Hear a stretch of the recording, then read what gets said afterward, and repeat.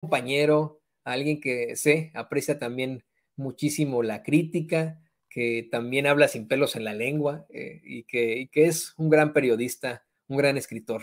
Querido Paco Cruz, bienvenido a Sin Censura.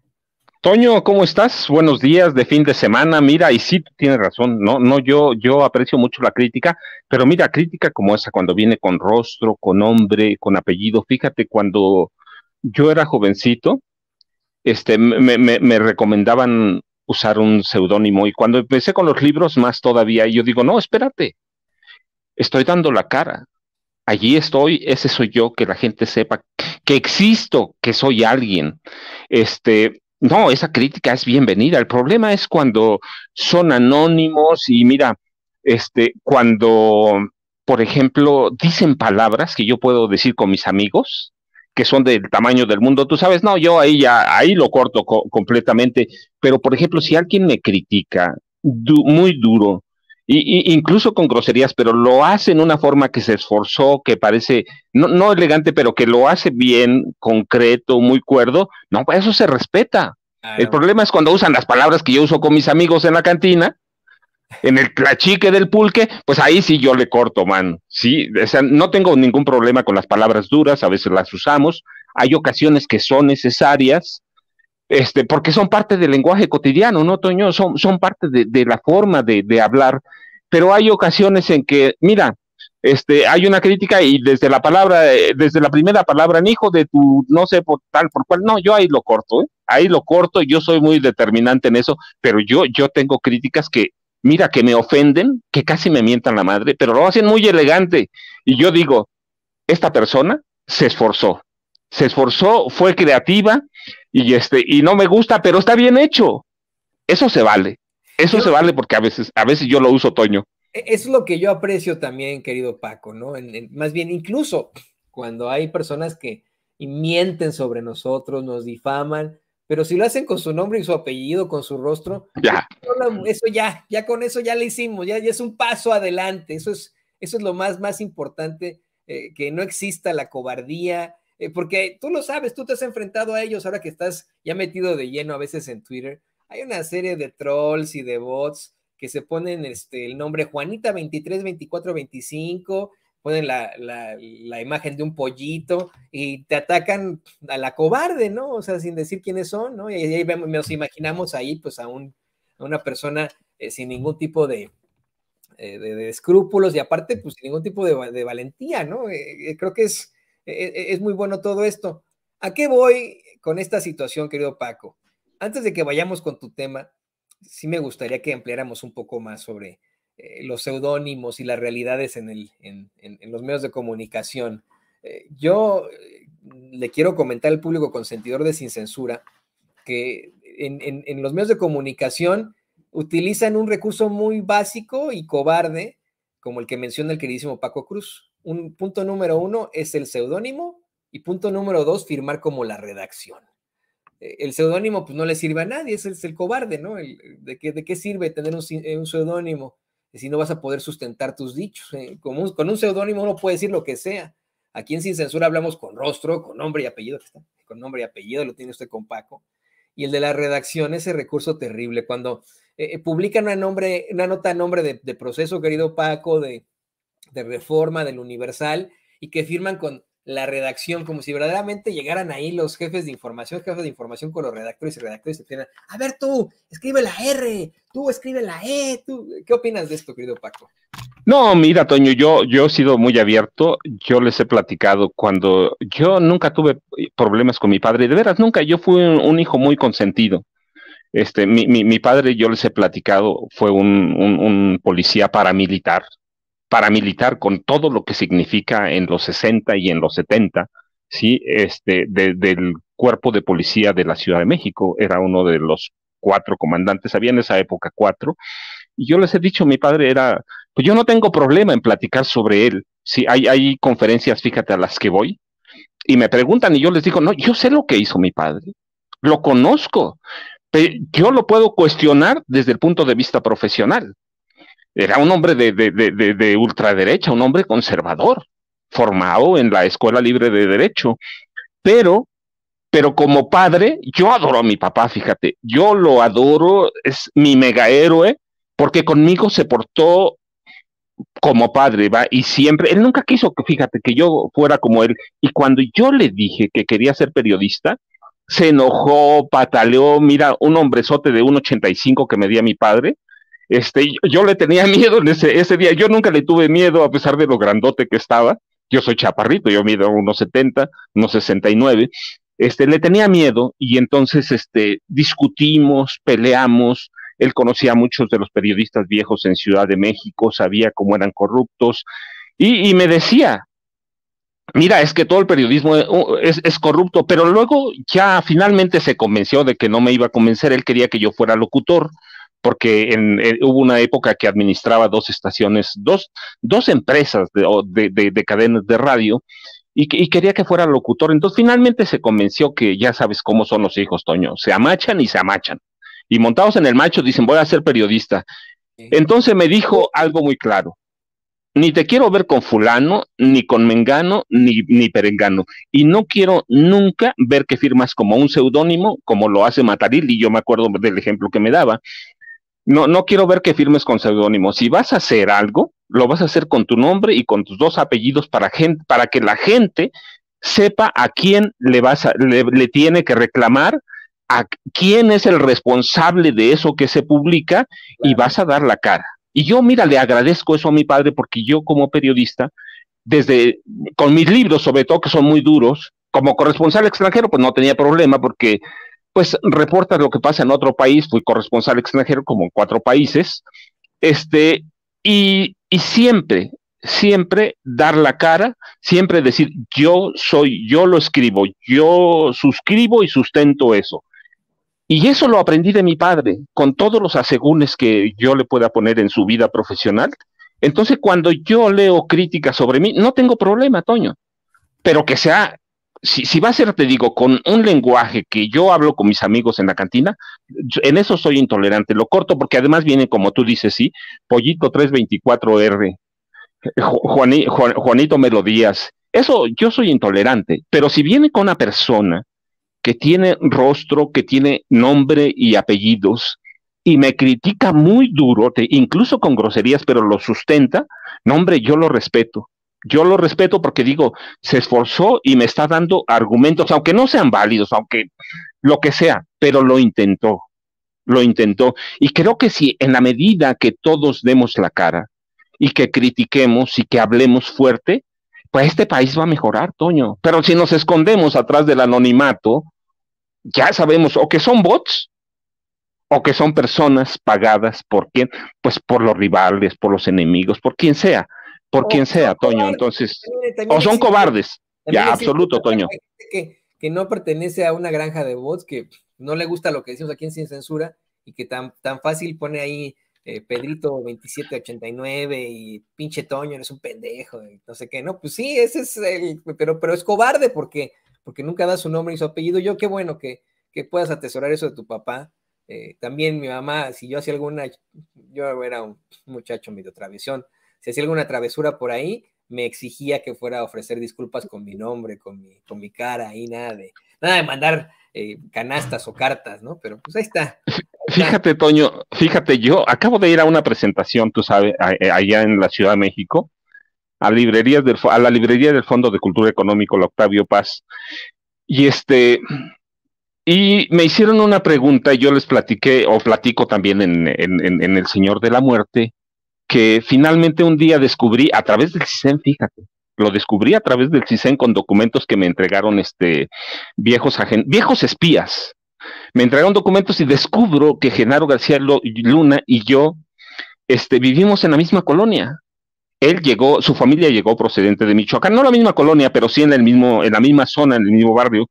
Él llegó a vivir a la colonia 1 de Mayo, que está como 4 kilómetros atrás de lo que fue Lecumberri, hoy el Archivo General de la Nación, y yo nací en la colonia Romero Rubio. Bueno, no, nací en la clínica de policía, fíjate, ya no existe, ya no existe la clínica de policía, pero yo nací en la clínica de policía. Mi acta de nacimiento dice claramente eso, pero vivía en la Romero Rubio históricamente y mi padre murió en la Romero Rubio.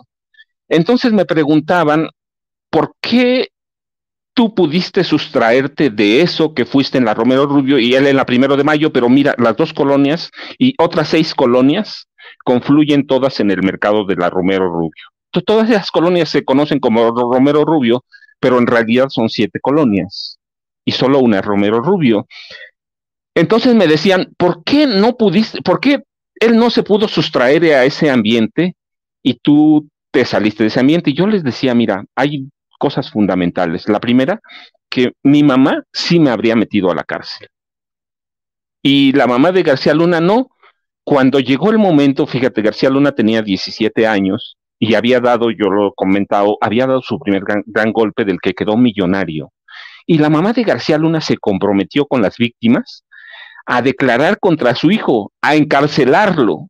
Pero el día que tenían que declarar ante el Ministerio Público, llegaron el papá de Genaro García Luna y llegó el abogado de García Luna, que además era abogado de otros 5 cómplices de Genaro García Luna, entre ellos su cuñado, a que le apodaban el soldado, y el abogado y el papá de García Luna convencieron a la señora de no meter a la cárcel a su hijo porque iba a acabar con el futuro de Genaro. En realidad yo digo, ese día lo echó a perder. Si la señora lo hubiera metido a la cárcel, Genaro a lo mejor se regenera.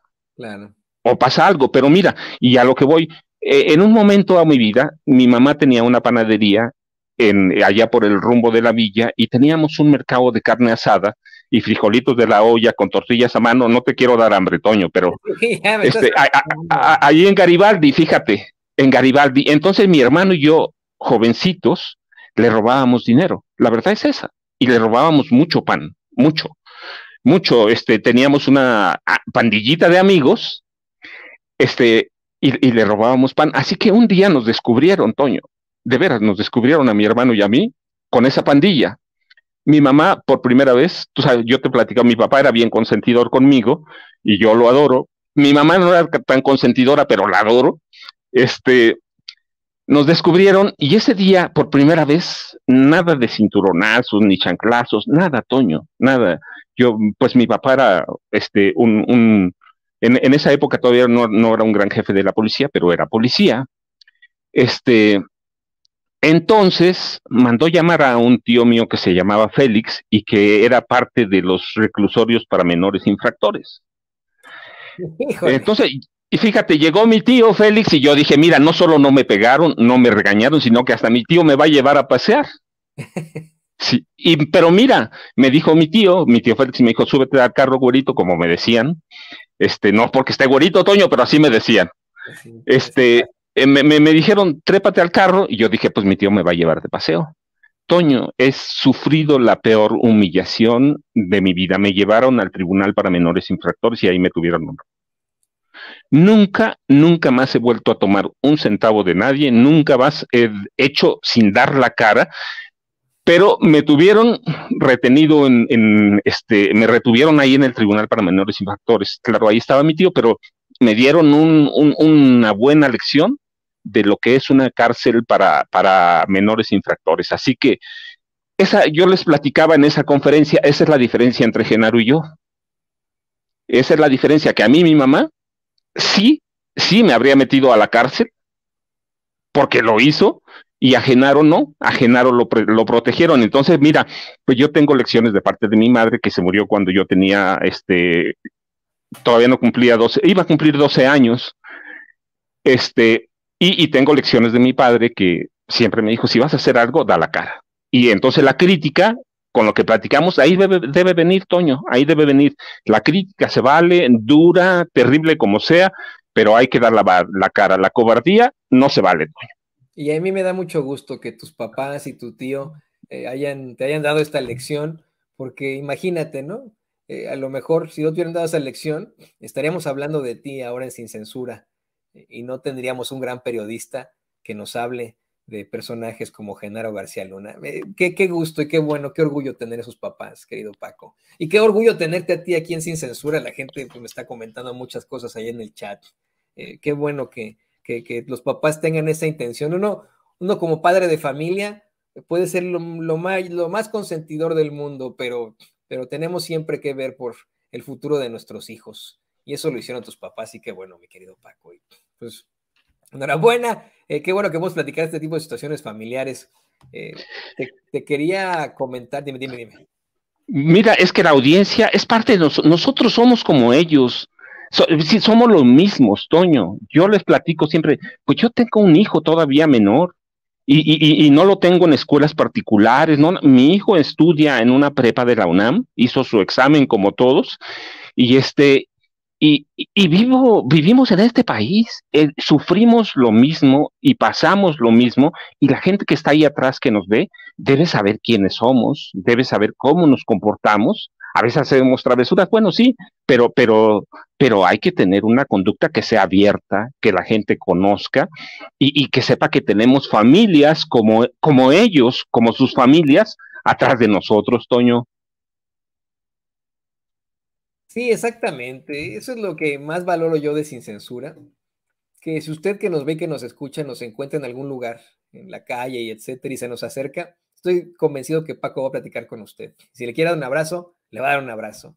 Y si lo quiere invitar a comer, lo va a invitar a comer. Así, definitivamente. No tenemos nada que ver con esos cabrones que detentan los medios de comunicación corporativos y que si uno se les acerca, bueno, pues olvídese, ¿no? Son la gran popó. Ahí no quieren que ni los fumen y etcétera, pero nosotros no somos así.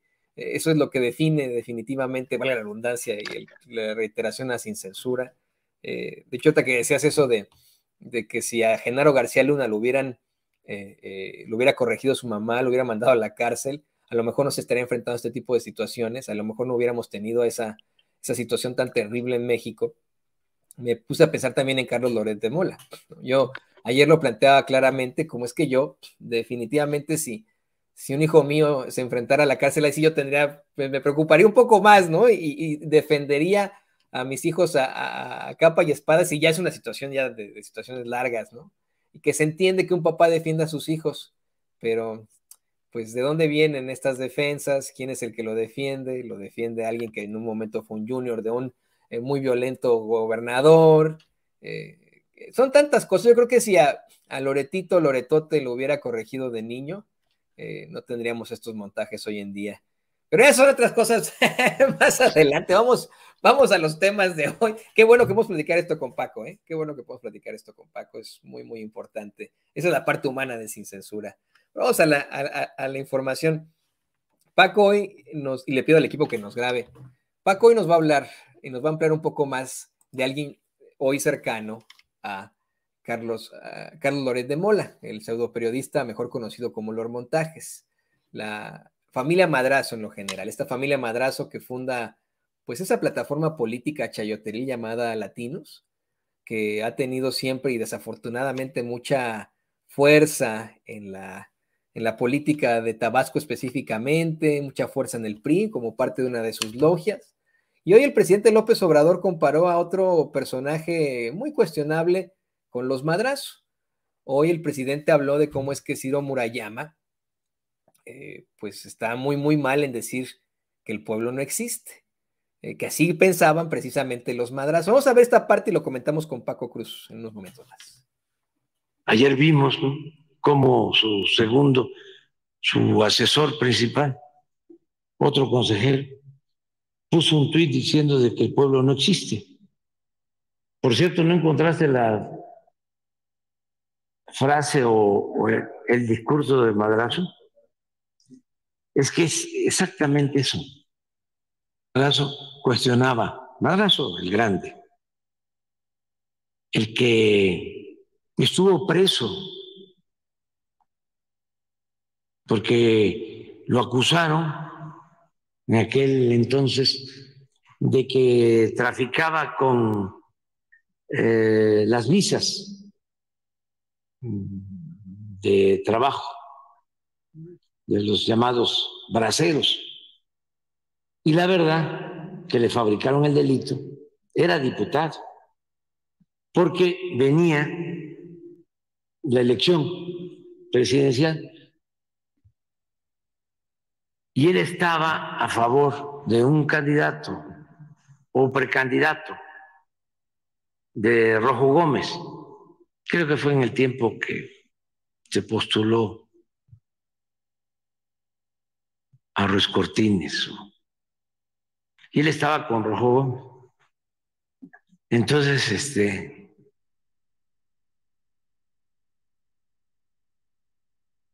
o Alemán o Ruiz Cortines, no recuerdo. Pero bueno, los historiadores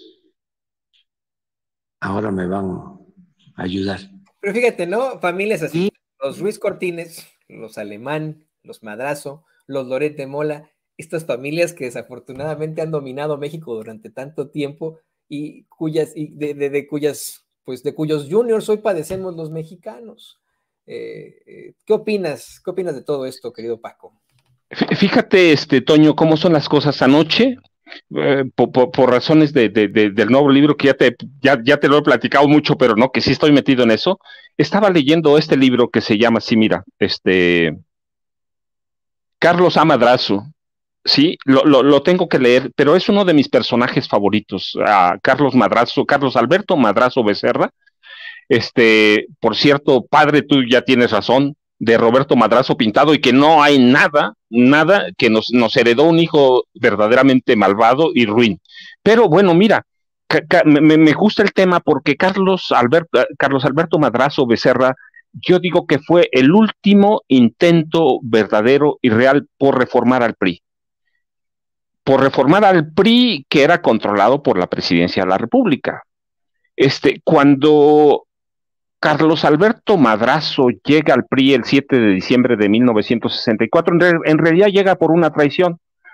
El presidente Gustavo Díaz Ordaz cuando era candidato, le había prometido la regencia del Distrito Federal, que hoy es la Ciudad de México.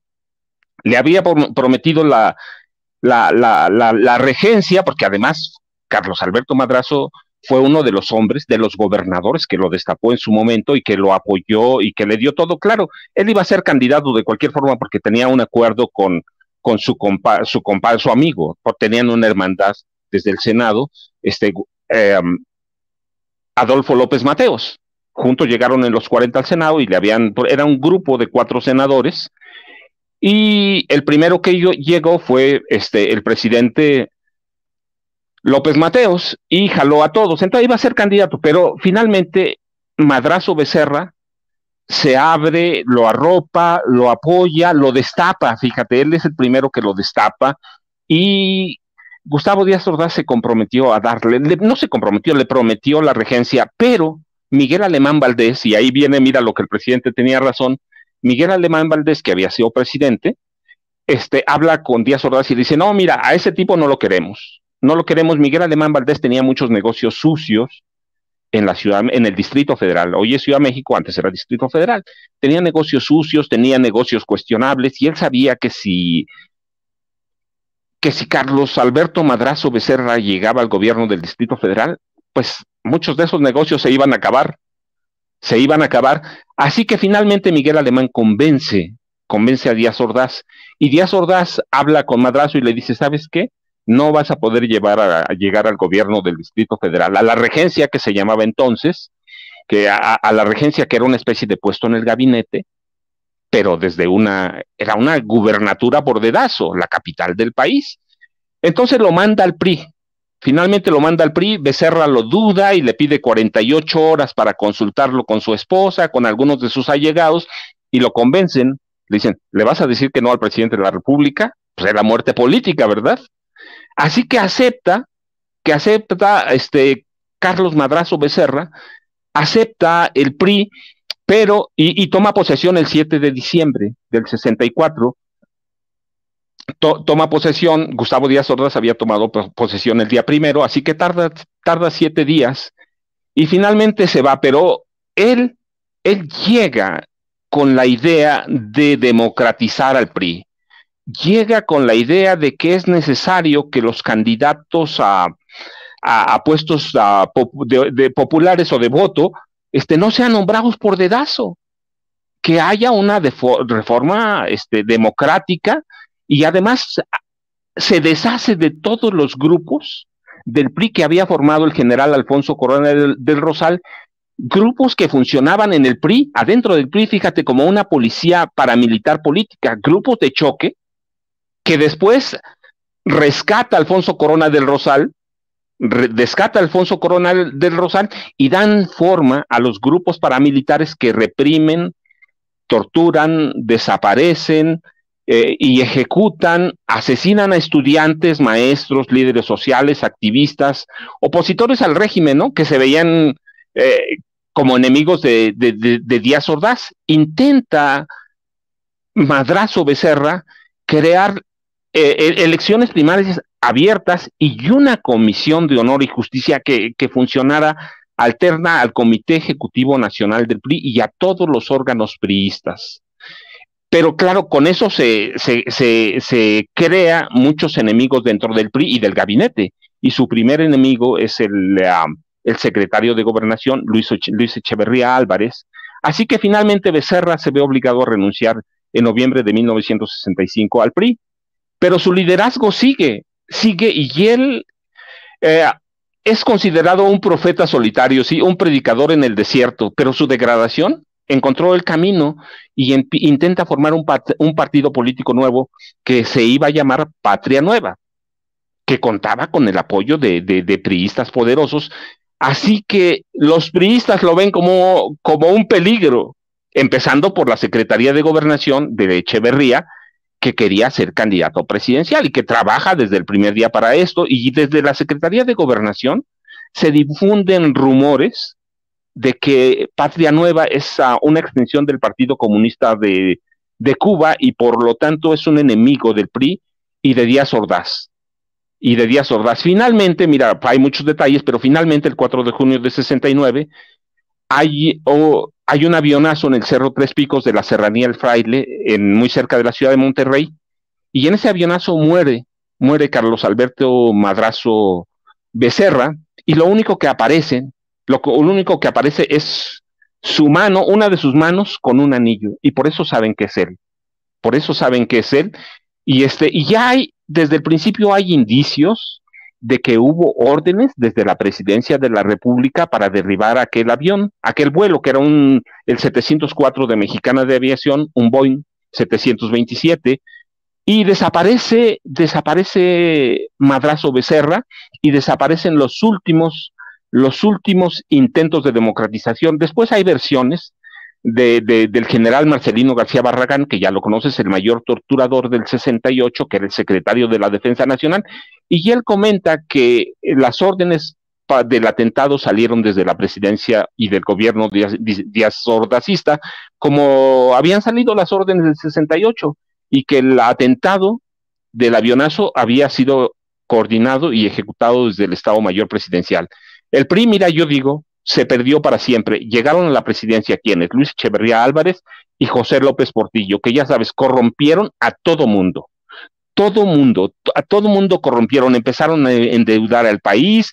La familia López Portillo terminó brutalmente enriquecida. Ellos son los inventores del huachicoleo. El hijo de López Portillo manejaba los mercados negros en Rotterdam, fíjate, lo respetaban por eso. Y luego llega Miguel de la Madrid, ya sabes, que nos intentó convencer de que la corrupción éramos todos, decía, la corrupción somos todos. No, espérate. Pero eso nos intentaron convencer, y mandó a todos los ladrones que no le gustaban, los mandó al PRI. No los quería en su gabinete. Pues en el gabinete tenía otros ladrones. Y a partir de 1988, Carlos Salinas de Gortari, ya sabes, no solo corrompió al PRI, sino que para validar el mal llamado fraude patriótico electoral del 88, que lo impuso en la presidencia, también corrompió al PAN. Y solo a través de la corrupción política pudieron llegar a la presidencia Vicente Fox Quesada y Felipe Calderón Hinojosa, que ya sabes, después se imponen un narcoestado con Genaro García Luna, y después llega después llega Enrique Peña Nieto a la presidencia, y ya sabes, ese gobierno es un desastre, corruptor desde la raíz, se corrompe todo, se echa a perder, y el PRI y el PAN, mira, con personajes infames como Alejandro Moreno Cárdenas, Alito, Marco Cortés Mendoza, se hunden en el mar de la corrupción y del desprestigio, ¿sí? Una corrupción cínica y perversa que amenaza con enterrar de una vez y para siempre al Partido Revolucionario Institucional. Mira, desde entonces yo digo que hay algunas máximas en el PRI, ¿sí? al gobierno se llega a través de los rumores. Al gobierno no se le ataca de frente. Y así lo hacen ahora, se ataca por atrás. Y si el presidente es priista, la mejor forma de deshacerse de los enemigos es hablándole al oído al presidente. Esa es la mejor táctica. Así que eso es lo que nos heredó Díaz Ordaz con el atentado que le costó la vida a Madrazo Becerra, el papá de este Madrazo, que tú tienes razón, pues es el hombre fuerte, el de los dineros de Latinos. Así que esa es la historia, Toño, y si no la conocemos, mira, pues lo vamos a repetir. Hoy Madrazo está tratando de posicionarse como empresario periodístico, ¿no, Toño? Porque no pudo en la política, a ver qué pasa con eso. Ahora quiere ser no pudo en la política, no pudo en el mundo de las carreras, ya ve usted que hizo trampa en el maratón de Berlín, no, pues, lo intenta ahora precisamente por esas compañías a las que lo vinculan presuntamente de distribución de medicamentos. Y querido Paco, pues te quiero agradecer que nos hayas acompañado aquí en Sin Censura, compartiéndonos situaciones incluso personales que son muy enriquecedoras para el público de Sin Censura. No dejan de mandarte mensajes. ¿Por qué no nos compartes también tus redes sociales para que la gente se ponga en contacto contigo, para que la gente te mande esos mensajes directamente a ti? Toño, ya sabes, yo te agradezco mucho. Hay que pasar un buen fin de semana. @Paco Cruz Jiménez en Twitter, Francisco Cruz Jiménez en Facebook. Y ahí estamos, Toño. Hay que pasar un buen fin de semana, que tengo mucho trabajo, tú también, pero es fin de semana. Es fin de semana y el cuerpo lo sabe, como decimos aquí en Sin Censura. Te mando un abrazo y espero muy, muy pronto poder compartir contigo y con tu familia allá en el Estado de México. El queridísimo Paco Cruz, periodista y escritor aquí en Sin Censura.